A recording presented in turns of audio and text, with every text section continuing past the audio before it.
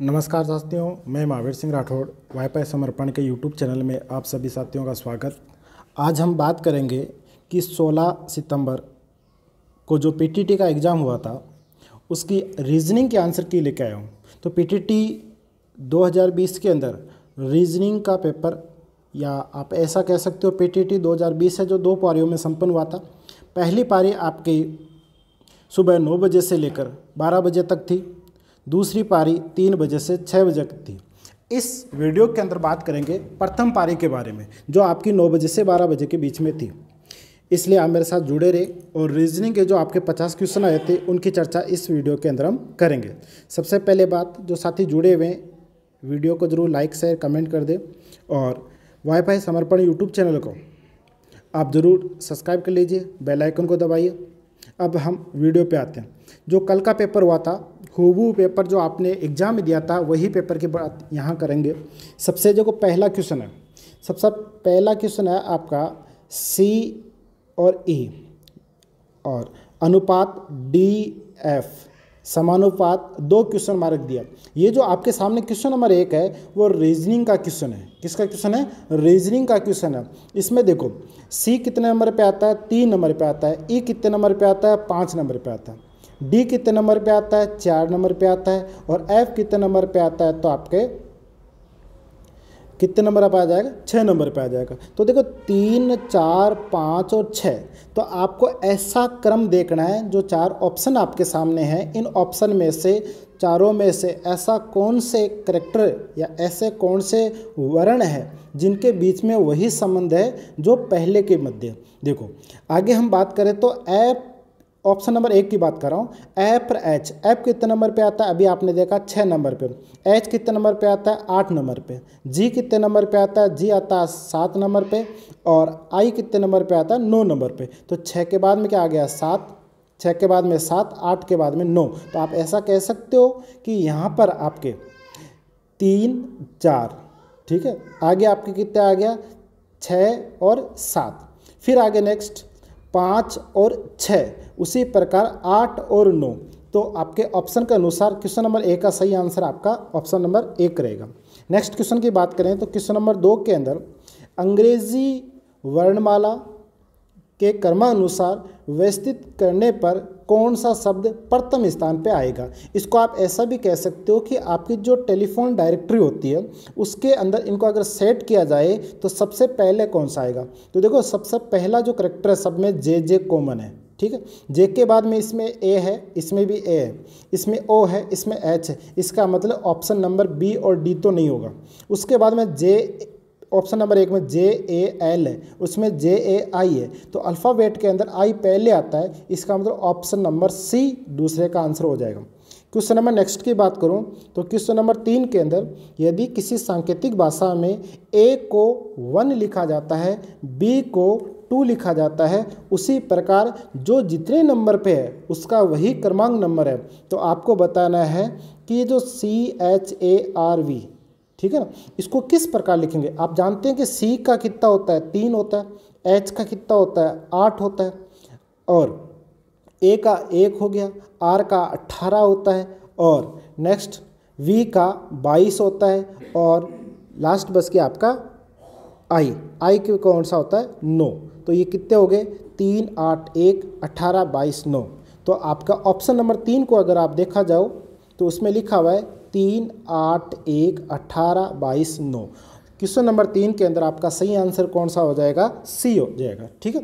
Next question है question number 4 की अगर मैं बात करूं तो क्वेश्चन नंबर 4 आपका कैलेंडर से जुड़ा हुआ क्वेश्चन है। 14 फरवरी 2009 को शनिवार था, तो 14 फरवरी 2008 को कौन सा वार था? ये बहुत आसान क्वेश्चन है।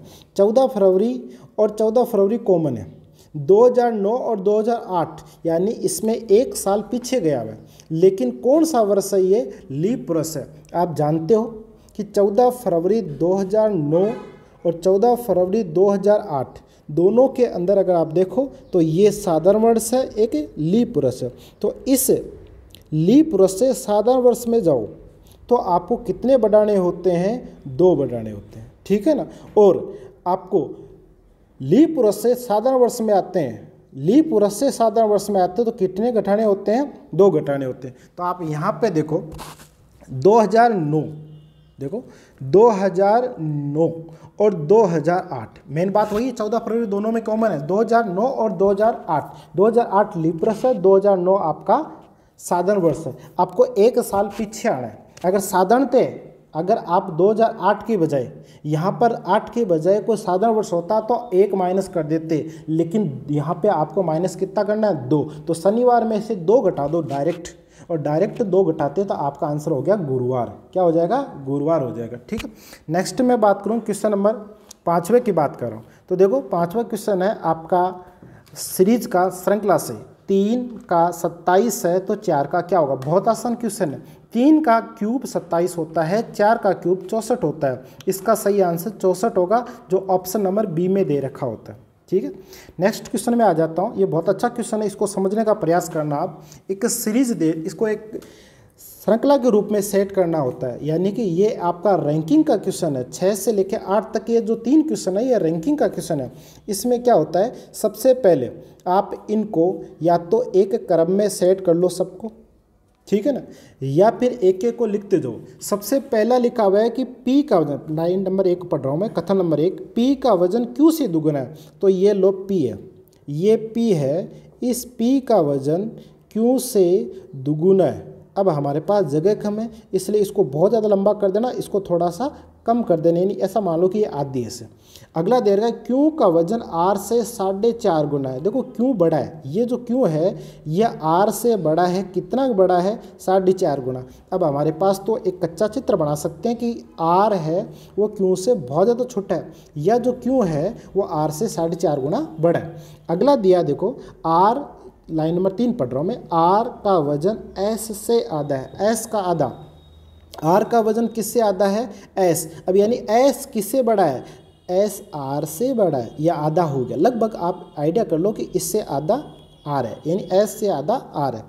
नेक्स्ट लाइन और लास्ट लाइन लिखा हुआ है कि S का वजन T का आधा है। S का वजन है वो T का आधा। अपने पास T तो आया ही नहीं है, अब इसका मतलब T तो S से क्या होगा? बड़ा ही होगा। क्या होगा? बड़ा ही होगा। तो ये आपका T, ये सभी के सभी सेट हो गए। अब ध्यानपूर्वक इन बातों को पढ़ना है। देखो यहाँ पे P सबसे बड़ा हो गया, Q उससे छोटा हो गया, T उससे छोटा हो गया, S उससे छोटा हो गया, और R सबसे छोटा हो गया। आपसे क्वेश्चन नंबर 1 पूछा है, देखो क्वेश्चन नंबर 6 की बात कर रहा हूँ, कौन सी 2 अन्य वस्तुओं से T हल्का है? तो ये रहा T से हल्के, ये दोनों ही हल्के हैं। एक तो R हल्का है, एक है S। तो S और R कौन से ऑप्शन में? Option number B. ठीक है, नेक्स्ट क्वेश्चन, इसी को ध्यानपूर्वक देखना। नेक्स्ट क्वेश्चन क्या पूछा है 7वां, कि निम्न में से वजन में सबसे हल्की वस्तु कौन सी है? अभी आपने देखा कि सबसे हल्की में आपको बोल के बताया था, क्या है? R है। अभी आपने जो एक रैंकिंग बनाई थी, एक सभी को व्यवस्थित क्रम में सेट किया था, उसमें सबसे छोटा कौन निकला था? R निकला। आगे 8वां क्वेश्चन की मैं बात कर रहा हूँ। देखो 8वां क्वेश्चन क्या है कि निम्न में से कौन सी 2 वस्तुओं से T बारी है? अभी आपने लिखा कि T एक, देखो T वो 2, निम्न में से कौन सी 2 वस्तुएं से T भारी है? यानी T ज़्यादा भारी है। किसे? एक तो था Q से और एक आपका P से, दोनों से क्या है? T भारी है। नेक्स्ट क्वेश्चन आ जाते हैं। नेक्स्ट क्वेश्चन 9वां क्वेश्चन है, और ये क्वेश्चन आपका जो एनालॉजी टॉपिक होता है, सादृश्यता टॉपिक होता है, उससे क्वेश्चन है कि जिस प्रकार हृदय का संबंध रक्त से है, आप जानते हैं कि हृदय जो होता है उसमें हमारा मानव का हृदय दोहरा रक्त परिसंचरण होता है, रक्त का क्या होता है? संचरण होता है। उसी प्रकार फुसफुसिया का मतलब यहाँ पे आपके फेफड़ों से का संबंध किससे होगा? तो हम जानते हैं कि फेफड़ों का काम क्या होता है? हवा या वायु का होता है, इसलिए इसका सही आंसर हवा हो जाएगा। अगला क्वेश्चन की ओर बढ़ते हैं। क्वेश्चन नंबर 10 पे आ जाओ कि एक कक्षा में चिन्हों की, देखो एक कक्षा में चिन्हों की ऊपर से 8वीं तथा नीचे से 29वीं है तो कुल विद्यार्थी। ऐसे क्वेश्चनों के लिए एक छोटा सा सूत्र बता देता हूँ कि अगर आपको कुल विद्यार्थी ज्ञात करने तो उस विद्यार्थी का लेफ्ट से और राइट से दोनों को जोड़कर 1 माइनस कर दो। यानी कि दायां प्लस बायां -1। तो आपको पता है कि एक स्थान उसका 8वां है, दूसरा स्थान उसका 29वां है, माइनस क्या करना होता है 1। तो 8 और 29 कितने हो गए, ठीक है ना, 8 और 29 कितने हो जाएंगे, टोटल के लिखते हैं तो 36 आ जाएगा। या आप ऐसा भी कह सकते हो कि पहले आप इस 8 में से 1 घटा दो, ठीक है ना।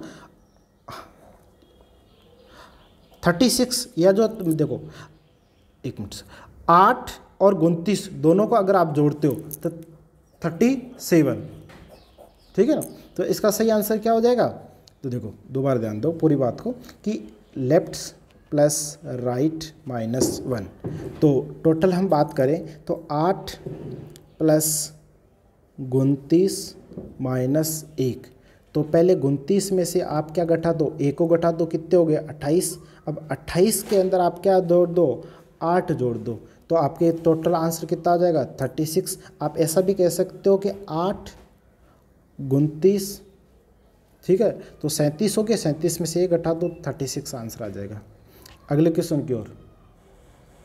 तो देखो नेक्स्ट क्वेश्चन 10वां कंप्लीट है। 11वें क्वेश्चन से एक 11 और 12 दोनों की सूचना के आधार पर क्वेश्चनों को करना होता है।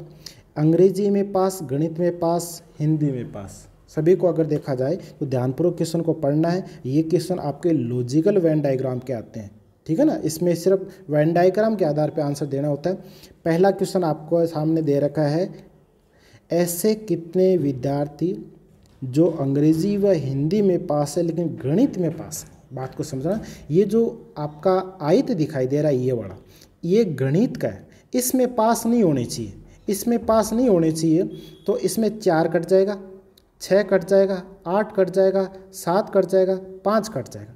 अब बचा हुआ क्या 10 है, इधर से 15 है, इधर से 9। ये 9 है वह विद्यार्थी है जो अंग्रेजी और हिंदी दोनों में पास है, अंग्रेजी व हिंदी दोनों में पास है।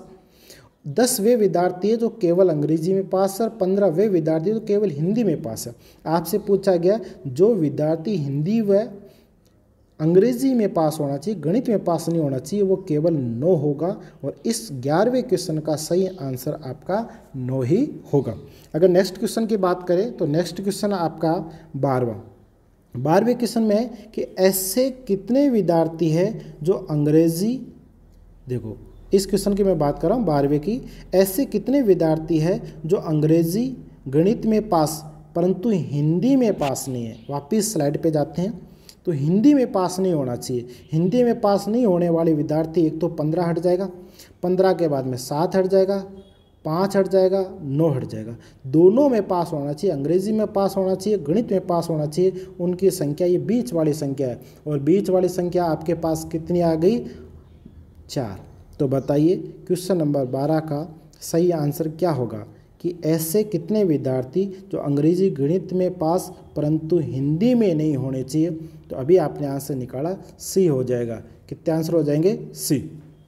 आगे की क्वेश्चन की हम बात करें तो देखो अगला क्वेश्चन है, राहुल अपनी घड़ी को मेज पे इस प्रकार, ये आपका दिखने में ऐसा लग रहा है कि घड़ी का क्वेश्चन है, लेकिन ये क्वेश्चन है दिशा और दूरी का। इसको डायग्राम में यहाँ बना देता हूँ कि एक बच्चा अपनी घड़ी को इस प्रकार मेज पे रखता है कि उसमें 6 बजे, आप जानते हो कि 6 बजती है तो घंटे की सुई नीचे होती है और मिनट की सुई ऊपर होती है। उस समय घंटे वाली सुई उत्तर दिशा में है। हम जानते हैं कि नीचे दक्षिण होता है वास्तव में, और उसको क्या बोला है, उत्तर बोला, यानी कि 180 डिग्री घुमा दिया या विपरीत दिशा में घुमा दिया। अब कह रहा है, देखो यहाँ पे लिखा हुआ है कि उसमें 9:15 पर मिनट वाली सुई क्या होगी। तो डायग्राम दोबारा बनाना पड़ेगा। डायग्राम देखो, 9:15, तो 9 तो ये रही, 15 ये रही, ठीक है। अब ये मिनट वाली सुई है, आप जानते हो कि इधर कौन सी दिशा होती है, पूरब दिशा होती है, लेकिन कोडिंग डिकोडिंग की तरह इस पूरब को यहाँ पे बोला जाएगा पश्चिम। तो बताइए इसका सही आंसर क्या हो जाएगा, क्वेश्चन नंबर 13वें का पश्चिम आ जाएगा, ऑप्शन नंबर बी हो जाएगा। आगे की हम बात करें, क्वेश्चन नंबर 14 की बात है, निम्नलिखित में से 4 में से 3 किसी न किसी प्रकार से संबंध रखते हैं, कौन सा है जो संबंध नहीं रखता। तो देखो इसके लिए क्या करना होता है, इसके लिए क्या करना होता है, जो वर्गीकरण वाला टॉपिक है इसको ज़्यादा से ज़्यादा आपको पढ़ना है, क्योंकि इसमें क्या होता है कि जितनी बार आप एग्ज़ाम दोगे हर बार उदाहरण बदल के आएंगे। तो जितनी ज़्यादा प्रैक्टिस करोगे वर्गीकरण उतना ही आपको स्थायी हो जाएगा। वैसे तो आसान सा क्वेश्चन, कली किस में होती है, पौधे में होती है, पत्ता किस में होता है, पौधे में होता है, शाखा किस में होती है, पौधे में होती है। तो पौधे के ही तो अलग अलग रूप है सभी, यानी पौधा मुख्य हो गया, पौधा का ही भाग है। क्वेश्चन नंबर हम बात करें किसकी, 15वें की, निम्न में से अलग को छांटना है। 24 और 8 के बीच में क्या संबंध है, 36 और 12 के बीच में क्या संबंध है, 48 और 18 के बीच में क्या संबंध है, और 15 और 5 के बीच में क्या संबंध है। आप जानते हैं कि अगर 8 को 3 से गुणा किया तो 24 होता है, 12 को 3 से गुणा किया 36 होता है, 5 को 3 से गुणा किया 15 होता है, लेकिन 18 को 3 से गुणा किया तो 54 होता है, ना कि कितना होता है, 48 नहीं होता। ये 48 है ना, ये नहीं होता। 48 की जगह अगर 54 होता तो मान लेते, लेकिन इसका हमें आंसर देने से मतलब है, तो आंसर इसका क्या होगा, सी हो जाएगा। और अब हम बात करें 16वें क्वेश्चन की। ये क्वेश्चन आपके कोडिंग डिकोडिंग का क्वेश्चन है। इसमें क्या होता है, सांकेतिक भाषा में कोडिंग, कैलेंडर को, ये जो कैलेंडर है उसको ये शब्द लिख दिया तो आपको इसका बताना होता है। इसमें करना क्या होता है कि जैसा इसमें लिखा होता है वैसे के वैसे इसमें बताना होता है। आगे की बात करें, देखो सी को इन्होंने सी रखा, यानी सी को सी रखा, तो आप इस सी को क्या रखोगे, सी ही रखोगे। ए है, इस ए को एक स्थान छोड़ के लिख दिया, तो आई को भी एक स्थान छोड़ के लिख दो। एक स्थान पहले सी रखा, बाद में एक स्थान छोड़ के क्या लिख दिया, आई लिख दिया। अगला देखो एल है, वो तीसरे स्थान पर, उसको यहाँ पे दूसरे स्थान पे ले लिया, तो आर को पहले ले लो। तो आप देखो सी आर आई किस में है, क्या सी आर आई पहले ऑप्शन में, सी आर आई तीसरे ऑप्शन में, इसमें तो है ही नहीं, और चौथे में नहीं है। इसका मतलब ये ऑप्शन तो खारिज हो गए। बचा हुए कौन से ऑप्शन, ऑप्शन नंबर 1 और ऑप्शन नंबर 3। इसमें लास्ट चेक कर लेते हैं, ज़्यादा टाइम नहीं रहता हमारे पास, तो लास्ट चेक कर लो। इसमें आर है, इसको आर यानी सेम का सेम रखा लास्ट वाला, तो इस आर को भी लास्ट में क्या रखेंगे, सेम रखेंगे। और आपको दिखाई दे रहा होगा कि इसके अंदर सी के अंदर तो ए है, इसका मतलब ये भी गलत हो गया। बचा हुआ क्या आपका ए ऑप्शन हो जाएगा। 16 में आंसर क्या हो जाएगा, ए। ठीक है साथियों, यह आपके पीटीटी 2020 में फर्स्ट पारी थी, उसमें रीजनिंग के क्वेश्चन थे। बाकी क्वेश्चन जल्दी डालेंगे। तब तक के लिए धन्यवाद। जय हिंद, जय भारत, जय समर्पण।